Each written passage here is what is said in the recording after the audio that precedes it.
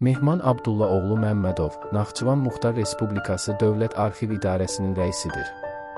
O, arxiv işi və sənədlərin qorunması sahəsində peşəkar fəaliyyət göstərir. Naxçıvan Muxtar Respublikasında arxiv fondlarının müasir tələblərə uyğun idarə olunması, tarixi sənədlərin bərpası və rəqəmsallaşdırılması istiqamətində mühüm işlər aparır. Mehman Məmmədovun rəhbərliyi ilə idarə arxivlərin texniki bazasının gücləndirilməsi, arxiv sənədlərinin mühafizəsi və elmi tədqiqat işlərinin inkişafı istiqamətində bir sıra layihələr həyata keçirilmişdir.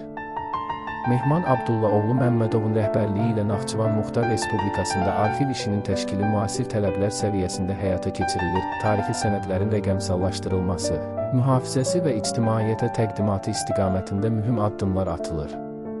Peşəkar fəaliyyəti, idarəçilik təcrübəsi və arxiv sahəsinə verdiyi töhfələr sayəsində Mehman Məmmədov Naxçıvan Muxtar Respublikasında sənəd dövriyyəsinin təkmilləşdirilməsində və milli yaddaşın qorunmasında əhəmiyyətli rol oynayır.